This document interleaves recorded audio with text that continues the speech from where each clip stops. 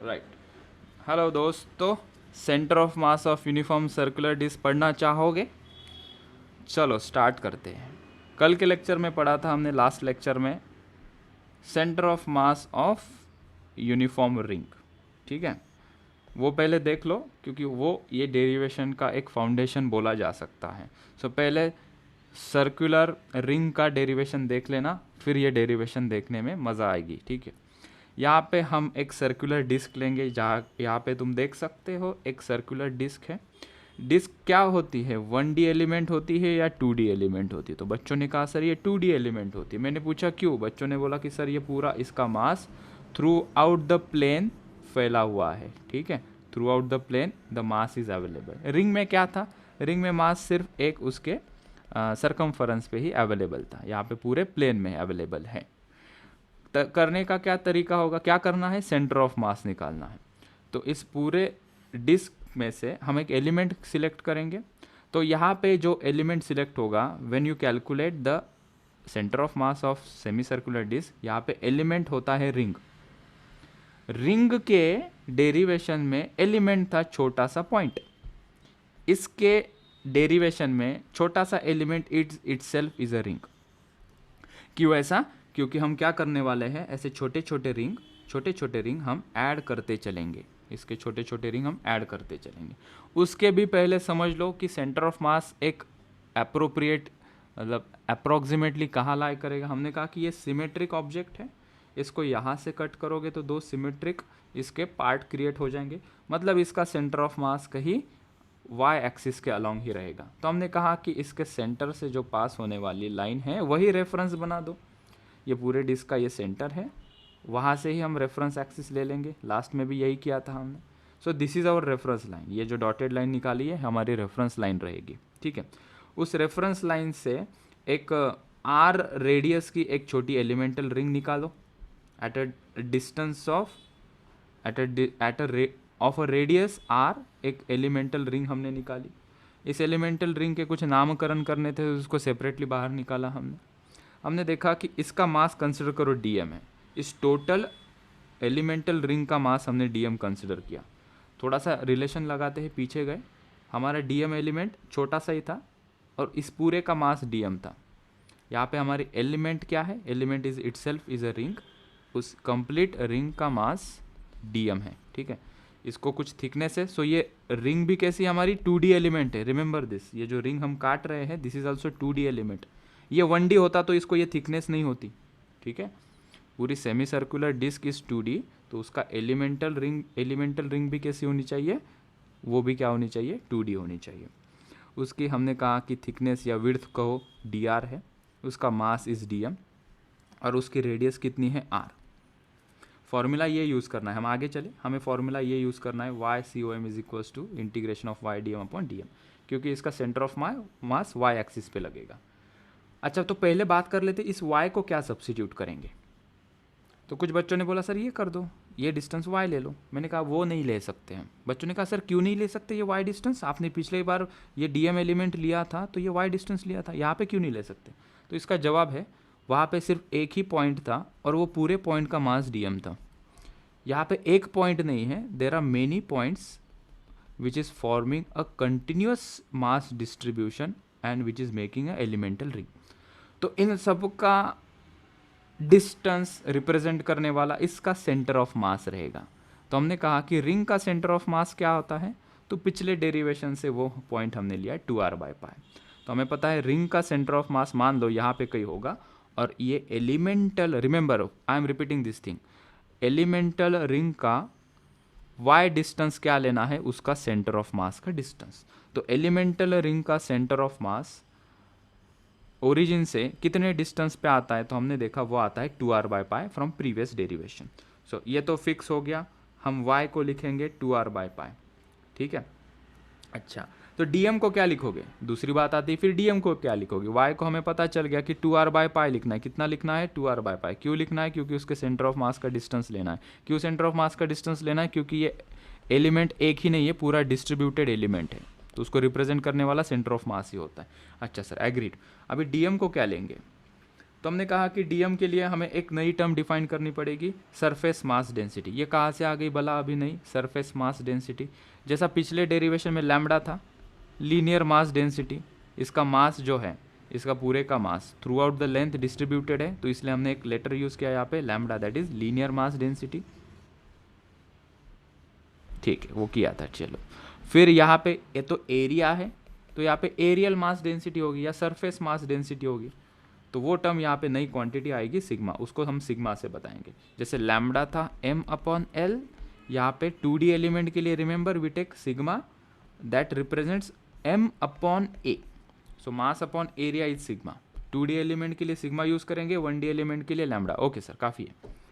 मास कितना है पूरे बॉडी का? m डिवाइडेड बाय इस पूरे का एरिया कितना है? तो this is a semi circular disc, semicircle का एरिया क्या होता है? πr²/2, πr²/2। ओके, और हमने ये भी डिस्कशन कर लिया था कि पूरे डिस्क की मास डेंसिटी और एक एलिमेंट की मास डेंसिटी सेम होती है, तो इसको एलिमेंटल मास डेंसिटी के टर्म में भी लिखा जा सकता है। So in terms of this elemental disc sigma क्या होगा?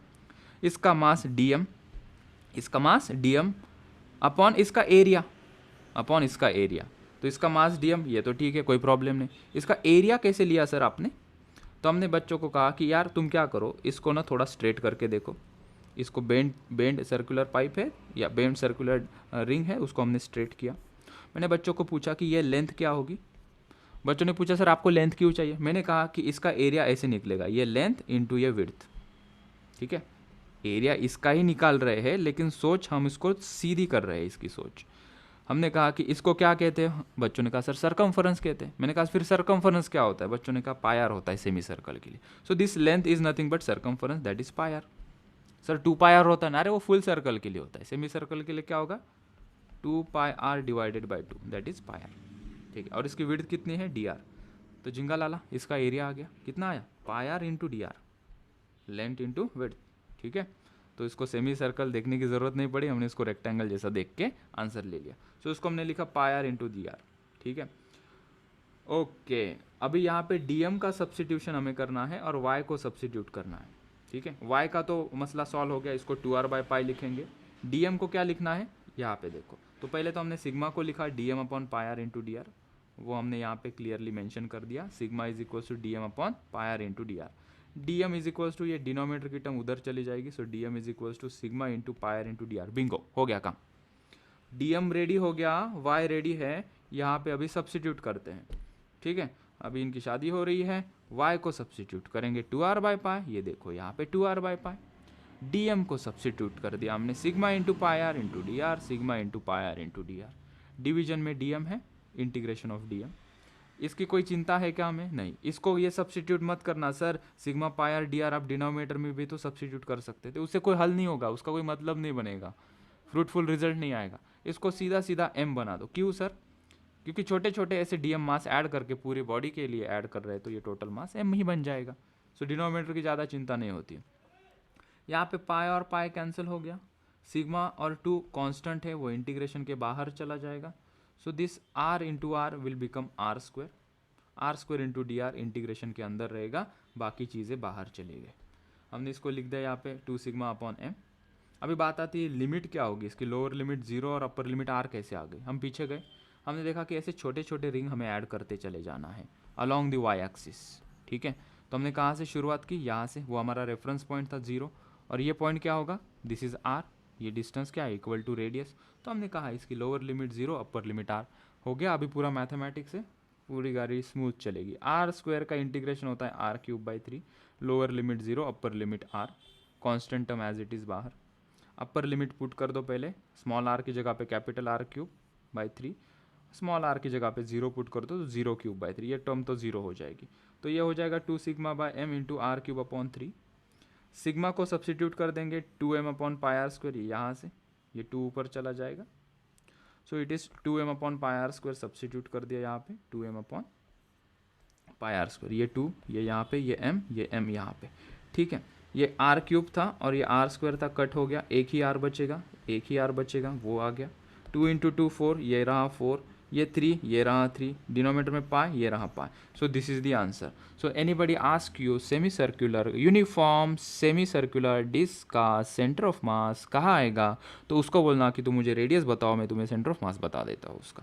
तो इसका क्या आएगा, YCOM 4r/3π. So the distance of center of mass of this total disk is YCOM is equals to 4r/3π. Ring का पूछेंगे तो रिंगा रिंगा रोली 2r/π. ठीक है. अभी आगे एक डेरिवेशन आएगा, क्वेश्चन कर लेते, पहले तुम इतना लिख लो. सो एक क्वेश्चन करते हैं बच्चों. Find the centre of mass of given semi circular disc. यहाँ पे एक सेमी सर्कुलर डिस्क हमें दिखाई पड़ रही है, इसका हमें centre of mass find out करना है. इसकी लोअर पोर्शन की रेडियस R1, अपर पोर्शन की और अपर बाउंड्री की रेडियस इज R2. फॉर्मूला वही होगा, हमने दो कोऑर्डिनेट एक्सिस निकाले, ये हमारा रेफरेंस एक्सिस होगा और ये बाय सिमेट्री इसका centre of mass y direction के अलॉन्ग ही होगा. So will only calculate y component of centre of मास. कोई पूछेगा XCOM कहा गया तो उसको कह देना वो 0 है if this is our reference axis. So ये हमारा फॉर्मूला है. नाउ व्हाट टू डू, हमें पता है अभी लास्ट डेरिवेशन से y और dm को सब्स्टिट्यूट करना पड़ेगा. y को क्या सब्स्टिट्यूट करोगे, तो उसके पहले हमने एक छोटी सी एलिमेंटल रिंग यहाँ पे पिंक कलर की कंसिडर की, उसको सेपरेटली मैंने यहाँ पे दिखाया. उस एलिमेंटल रिंग की रेडियस है r, उस एलिमेंटल रिंग का मास है dm और उसकी थिकनेस है dr. ठीक है. तो y क्या होता है, थोड़ी देर पहले मैंने एक्सप्लेन किया, इस एलिमेंटल रिंग का सेंटर ऑफ मास का distance from our reference axis, और वो कितना है 2r/π. ठीक है. रिंग का centre of mass 2r/π distance पे आता है. अभी dm को सब्स्टिट्यूट किया हमने, हमें पता है sigma is equal to dm/dA. So dm is equal to sigma into dA. इस dA को क्या लिखोगे, वो भी लास्ट क्वेश्चन से हमने कैलकुलेट किया था, πr इंटू dr. सब्स्टिट्यूट कर दो dm और सिग्मा को यहाँ पे. ठीक है. और यहाँ पे फिर लोअर लिमिट क्या होगी, लोअर लिमिट इसकी होगी R1, अपर लिमिट क्या होगी R2. So lower limit is R1, upper limit is R2. Pi cut हो गया, सिग्मा और 2 बाहर ले गए हम, m डिवीजन में आ गया, r इंटू r स्क्वायर अंदर इंटू डी. इसको इंटीग्रेट किया, r³/3 अपर लिमिट अपन लोअर लिमिट हमने सब्स्टिट्यूट कर दी इसके अंदर. छोटा r लिखना चाहिए था, यहाँ पे बड़ा r हो गया, स्मॉल r. ठीक है. ये स्मॉल r लेटर यूज़ किया है ना. ओके. तो small r³/3 upper limit R2, lower limit R1 substitute कर देंगे हम. So r2³/3 minus r1³/3. फिर हमने सिग्मा को सब्स्टिट्यूट किया m/a. Area of this semi circular ring या semi circular disc will be πr2² minus r1² 2 ऊपर चला जाएगा, तो ये 2 into m upon this term. ये ऑलरेडी 2 एक ऊपर था, एक m ऑलरेडी नीचे था, तो एक m और एक नया वाला m कट हो जाएगा, बाकी कुछ कट नहीं होगा. 2 इंटू 2 4 हो जाएगा, ये 3 डिनोमीटर से कॉमन लेके बाहर लेके आए तो वो 3π हो जाएगा. ये वाली टर्म और ये वाली टर्म कंबाइन ही हमने यहाँ पे लिख दी. So this is the answer to this question.